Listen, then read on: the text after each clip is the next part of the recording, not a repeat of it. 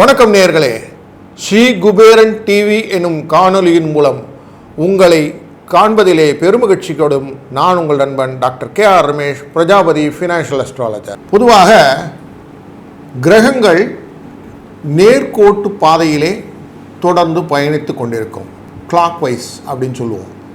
இது எப்பொழுதெல்லாம் திரும்புகிறதோ அதை வக்ரம் என்று சொல்லுவோம்.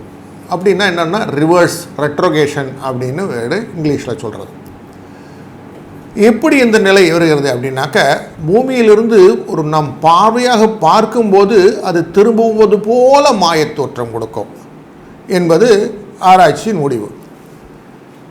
ஆனால் நமக்கு ஜோதிட அடிப்படையிலே அந்த திரும்புவதனால் வரக்கூடிய விளைவுகள் என்ன என்று பார்க்கும்போது விளைவுகள் விபரீதமாகத்தான் இருக்கிறது என்பதையும் உணர்ந்து கொள்ள விடுகிறது. குறிப்பாக குரு, செவ்வாய், சனி, ராகு, கேது இவர்களுடைய ரெட்ரோகேஷன், அதேபோல் சுக்கிரன் இவருடைய திரும்புதல் நமக்கு மிக பாதிப்புகளை ஏற்படுத்தும் அப்படின்றோம். நார்மலாக ஒரு சொலவிட உண்டுல, சுக்கிரன் வக்கரிச்சுக்கிட்டா மாதிரி இருக்கான் அப்படின்னு சொல்லுவோம். அப்படின்னா என்ன அர்த்தம்? ஒரு வக்கர நிலை அவர்களுக்கு பாதிப்பு ஏற்படுத்துகிறது அப்படின்னு தெரிகிறது. அப்படிப்பட்ட ஒரு கால நிவர்த்தி வேண்டும் என்ற எண்ணத்திலே தான் நாம் இப்பொழுது பயணித்து கொண்டு இருக்கிறோம். ரிஷபராசியிலே குரு வக்கரித்து வைத்திருக்கிறார். அந்த வக்கரம் நிவர்த்தியாகக்கூடிய காலகட்டம் இதோ வந்துவிட்டது. வரும் பிப்ரவரி மாதம் 4ஆம் தேதி மதிய வேளையிலே குரு தன்னுடைய வக்கர நிலையை முடித்து கொள்கிறார். அதாவது ரோகிணி நட்சத்திரத்தின் 4வது பாதத்திலே வக்கர நிவர்த்தியை முடித்து திருப்பி பழைய டர்னருடன் வருவார். இந்த கிரகங்களிலே பார்க்கும்போது வெளிவட்ட பாதை, உள்வட்ட பாதைன்னு சொல்லுவோம். எதுவெல்லாம் பூமிக்குள்ளார சுற்றுறது, பூமியை விட்டு வெளியில் போகிற பாதையில் பார்க்குறதுன்னு பார்த்தா இந்த குருவும் சனியும் வெளிவட்ட பாதையில் இருக்கக்கூடிய கிரகங்கள். அப்போது பாதிப்பு அப்படின்னு பார்த்திங்கன்னா பூமிக்கு அந்த வெளிவட்டத்தில் இருந்திருக்கும். அதுவும் இந்த குருவானவர் தனகாரகன் என்ற அடிப்படையிலும் குடும்பக்காரகன், அதான் குழந்தைக்கு காரணம் அப்படின்னு சொல்லுவாங்க. குரு பலம் வந்துட்டான்னு கேட்போம், திருமணம்லாம் நடக்கிறதான்னு பார்ப்போம். இப்படிப்பட்ட பல விதத்திலும் அன்றாட தொழிலிலும் நம்மளுடைய குடும்பத்திலும் அன்றாடம் நமக்குடைய ஒரு வளர்ச்சியிலும் இது இந்த குருவுடைய பாதிப்பு நம்மளை இருக்கும். அதனால் இந்த நிவர்த்தியானது ரொம்ப முக்கியமாக பார்க்கப்படுகிறது.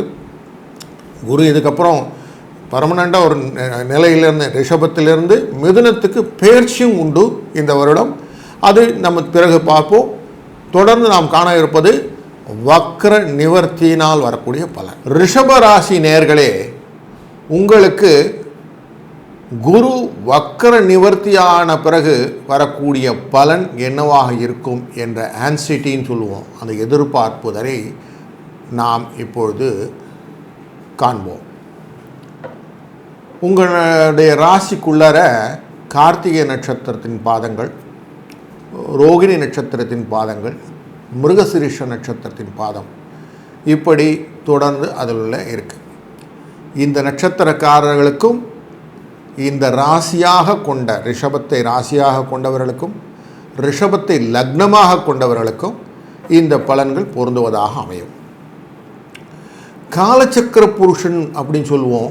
மேஷத்திலிருந்து மீனம் வரைக்கும் கூடிய இந்த 1, 2, 3, 12 கட்டங்கள். அதிலே 2வது கட்டமானது ரிஷபத்தின் கட்டம். அந்த கட்டத்துக்குள்ளே தான் ரிஷப ராசி அப்படிங்கிறோம் இல்லையா. இங்கே தான் குரு வக்ரம் அப்படிங்கிற நிலையில் இருக்கிறார். இந்த வக்கரத்தின் நிவர்த்தியானது வருகிற பிப்ரவரி 4ஆம் தேதி நடக்கப் போகிறது. ஸோ 5ஆம் தேதி பிப்ரவரியிலிருந்து வக்கர நிவர்த்தியான ஒரு குரு தன்னுடைய பலனை தரப்போகிறார். பொதுவாக ஒரு வசனம் உண்டு ஜோதிட அடிப்படையிலே, குரு தான் நின்ற இடத்தை கெடுப்பார். அதுலேயும் 2ஆம் இடத்துல அமர்ந்தது தான் காரகோ பாவனாஸ்தின்னு சொல்லுவாங்க. அதாவது தனகாரகன் நமக்கு குரு, பணத்தை கொடுக்கக்கூடிய தனகாரகன்னா பணத்தை கொடுக்குவார். பொன்னன் அப்படின்னா கோல்டு அப்படின்னு விஷயம்னு சொல்கிறோம் இல்லையா, அதனால் அவர் கோல்டுன்னு சொல்லுவோம். குரு இருக்கிறதுலே பெரிய கிரகம் வேறு. ஸோ வளர்ச்சியை கொடுப்பார். அதனால் குடும்பம், குழந்தைகள், திருமணம் இப்படி போன்ற வளர்ச்சிகளை எல்லாம் கொடுக்கக்கூடியதும் குருவுடைய தன்மை. காலபுருஷ சத்துவம்னு சொன்னேன் இல்லையா, மேஷத்திலிருந்து 2ஆம் இடம். அப்போ 1ன்னு மேஷம் வச்சுன்னா 2ஆம் இடத்துல இருக்கக்கூடியதுன்னா தனம்ன்றது பாவம் ஆகிடும். அந்த பாவத்திலே இருக்கக்கூடிய தனக்காரகன் தனத்தை கெடுப்பார் அப்படின்னு ஆயிடுச்சு. அப்போது காரகோ பாவனாஸ்தின்றது என்னென்னா அந்த காரகத்தை இருப்பவர் காரகத்தின் தன்மையை கெடுத்து விடுவார்னு இருக்கும். அதுலேயும் உங்களுடைய லக்னத்திலே குருவாக இருப்பார், லகா அப்படின்னு போடுவோம் இல்லையா, அங்கே குருவாக இருப்பதாக இருந்தால் உங்கள் மனசில் பணத்தை பற்றின எண்ணங்கள் இருக்கும், குடும்பத்தினை பற்றின எண்ணங்கள் இருக்கும், குழந்தைகள் வேண்டும் என்ற எண்ணங்கள் இருக்கும். அந்த எண்ணங்களை எப்படி செயல்படுத்துவது அப்படிங்கிற ஒரு பெரிய ஒரு போராட்டத்திலே மனசு அலபாஞ்சிட்டுருக்குன்னு சொல்லுவோம் இல்லையா, அதுதான் சூழ்நிலை. அதுலேயும் ஸ்பெஷலி ரோகிணி நட்சத்திரத்தில் இருந்தால் சந்திரன் மனசை யார் மூலியமாக நம்ம போய் பிடிச்சிடலான்னு பார்க்கும்போது மனமே வசீகரம் இல்லாமல், வசீகரமான ஒரு கிரகம் சந்திரன், அந்த வசீகரமான கிரகத்துக்கிட்டே வசீகரம் இல்லாத ஒரு சூழ்நிலையை ஏற்படுத்திவிடும் இந்த குருவுடைய தன்மை. அப்போ என்ன ஆகும், டல் அடிப்போம், ஃபேஸே என்ன ஆகும், டல் ஆகிடும், எனக்கு ஒன்றும் வரலைங்கன்னு அப்படியே சோர்வு கொண்டு போவோம். இதுதான் சினாரியோ ஆஃப் வக்ரத்தின் போது இருந்த சினாரியோ. எப்படின்னா அக்ரெசிவாக இருந்தது, இப்போ கொஞ்சம் கொஞ்சமாக அது மாற ஆரம்பிக்கும். இதெல்லாம் கொஞ்சம் கொஞ்சமாக தான் மாற ஆரம்பிக்குமா சார்னா, ஆமாம், ஏன்னா அது பெரிய பிளானட், மெதுவாக தான் செய்யும், அதனால் கொஞ்சம் கொஞ்சமாக மாறும். மாறுங்கிறதே ஆறுதல். அதுலேயும் தத்துவத்தின் அடிப்படையில் சொல்லுவோம், நெருப்பு, நிலம், காற்று, நீர் அப்படின்னு தத்துவங்கள் உண்டு. அந்த தத்துவத்தின் அடிப்படையிலே இந்த இடமானது நிலத்தத்துவத்தின் அடிப்படைய ஒரு ரிஷபத்தன்மை. ரிஷபராசிங்கிறது நிலத்தத்துவத்தை அடிப்படை கொண்டது. இங்கே உட்கார்ந்துருக்கிற குரு எப்படின்னு வர, இப்போ ரெட்ரகேஷன்னா சுழட்டி அடிக்கிறதுன்னு பேர். ஒரு மிஷினை கொண்டு இதில் நிலத்தில் வைத்தா அப்படி சுற்றிக்கிட்டே போய் ட்ரில் பண்ணால் எவ்வளோ பெருசு தூசியெல்லாம் கொம்புவோம், அங்கே பள்ளம் க்ரியேட் ஆகிட்டே இருக்கும் இல்லையா. இது மாதிரி பண்ணிகிட்டு இருந்தார் ஒரு 6 மாதமாக.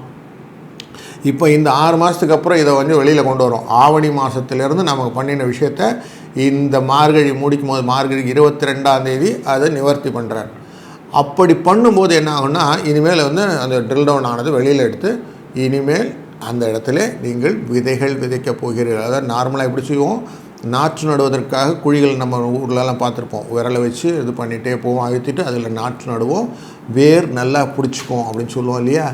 எதையுமே பக்குவப்படுத்தினால்தான் நமக்கு வாழ்க்கை, புடம் போட்டால் தான் தங்கம் அப்படின்வாங்க இல்லையா. இதுதான் உங்களுக்கு நடந்ததுன்னு வச்சுக்கோங்க. இப்போ புடம் போட்டாச்சு, உங்களை எல்லாம் டெஸ்ட் பண்ணியாச்சு, போதுங்கன்ற அளவுக்கு என்னை நல்லா டெஸ்ட் பண்ணிட்டாங்க. ஆசிட் டெஸ்ட்டுன்னு சொல்லுவோம், நார்மலாக ஒரு டெஸ்ட் பண்ணி முடிச்சுருவோம். அப்படிலாம் இல்லை, உங்களை எல்லா விதத்துலேயும் டெஸ்ட் பண்ணாங்கங்கிறதான் உண்மை.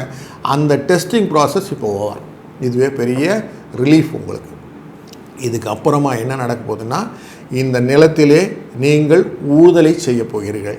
இந்த ஊழ்தல் எப்படி இருக்கும், வளர்ச்சியை கொடுக்க போகிறது. இப்போ எதெல்லாம் இன்புட் கொடுக்கணும் அப்படின்னா, நல்ல செயல்கள், நல்ல நடத்தைகள் அப்படிங்கிறது குருவுக்கு பிடிச்சது. ரெண்டாவது, எதெல்லாம் நம்ம பிளான் பண்ணுறோமோ அந்த பிளானிங் எல்லாத்துக்கும் கொண்டு வந்துருக்கோம். ஃபஸ்ட்டு என்ன பண்ணணும், பணம் வரத்துக்கு என்னெல்லாம் வழி உண்டு, குடும்பத்தை காப்பாற்றுவதற்கு என்னென்ன வழி உண்டு, குழந்தைகளின் வளர்ச்சிக்கு என்னெல்லாம் வழி உண்டுன்னு ஒரு சின்ன பிளானர் ஒன்று போடுங்க.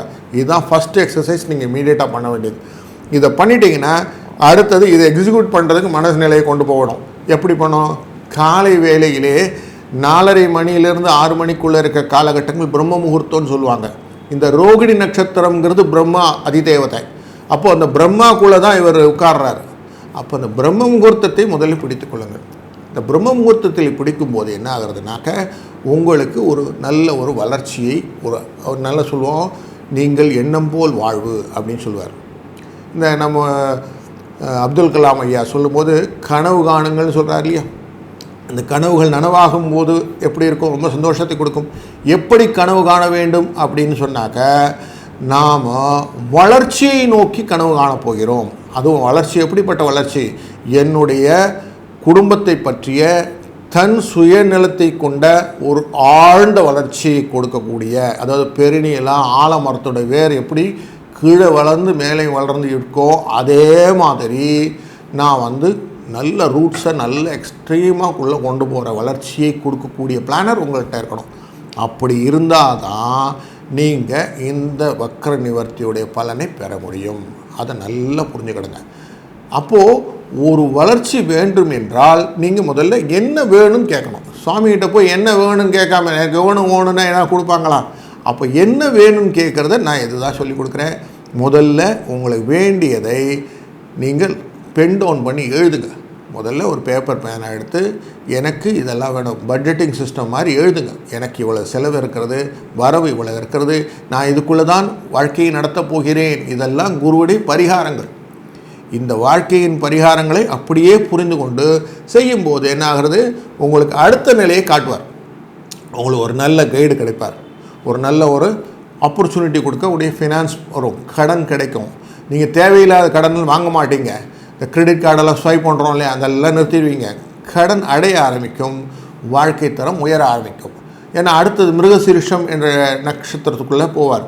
அது தைரியஸ்தானத்தை கொடுப்பார். ஏன்னா இந்த தைரியஸ்தானத்தை கொடுக்கக்கூடிய அந்த மிருகசீரிஷ நட்சத்திரமானது உங்களுக்கு மேஷத்தில் பார்க்கும்போது அது நட்பு கிரகமாக மாறிவிடும். செவ்வாய்ங்கிறது நட்பு கிரகமாக மாறிவிடும். அப்போ என்ன ஆகும், உங்களுக்கு தன்மையில் உங்களுக்கு நல்ல விஷயங்களை செய்து கொடுக்கறதுக்கு ஒரு ஆப்பர்ச்சுனிட்டியை கொடுக்கும்.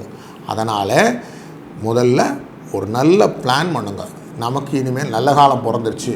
உண்மையிலேயே நல்ல காலம் பிறந்துச்சா? ஆமாம், உண்மையிலேயே நீங்கள் நல்ல காலம் பிறந்துடுத்து. இனிமேல் உங்களுக்கு கஷ்ட நிவர்த்தி ஆகிவிட்டது. ஆனால் நீங்கள் செய்ய வேண்டிய காரியம் எது வேண்டுமோ அதை உங்களுடைய பிளானரில் கொண்டு வாங்க. உழைப்பினால் வரக்கூடிய ஊதியங்கள் வரப்போகிறது, சம்பள பாக்கியெல்லாம் திரும்ப போகிறது, கடன் எல்லாம் தீரப்போகிறது. உங்கள் வாழ்க்கை நிதர்சனமாக நல்ல நிலைக்கு உயரப்போகிறது என்பதை நீங்கள் புரிந்து கொண்டீர்கள். ஆனால் இந்த வக்கர நிவர்த்தியும் இதற்கு பிறகு வரக்கூடிய குரு பெயர்ச்சி மே மாதம் வரப்போகுது இல்லையா, அதுவுமே உங்களுக்கு ஒரு நல்ல காலத்தையும் நல்ல எதிர்காலத்தையும் கிரியேட் பண்ணி கொடுக்கும். இப்போ நீங்கள் ஜோசிய அடிப்படையில் போய் பார்த்தீங்கன்னா எல்லாரும் சொல்லுவோம், ரிஷபராசிக்கு குரு பெயர்ச்சியினாலே கோடீஸ்வரன் ஆகக்கூடிய யோகம் உண்டு அப்படின்னு சொல்கிறோம் இல்லையா. இது இப்பொழுது நடக்கப் போகிறது என்பதை நிதர்சனமாக புரிந்து கொள்ளுங்கள். அழகாக வாழ்க்கையை வளமுடன் அமைத்து கொள்ளுங்கள். வாழ்க வளத்துடன். ஸ்ரீ குபேரன் டிவியை பார்த்தமைக்கு நன்றிகள். மேலும் இது போன்ற தகவல்களை தெரிந்து கொள்ள ஸ்ரீ குபேரன் டிவியை சப்ஸ்கிரைப் செய்யுங்கள். மறக்காமல் பெல் ஐக்கானை கிளிக் செய்யுங்கள்.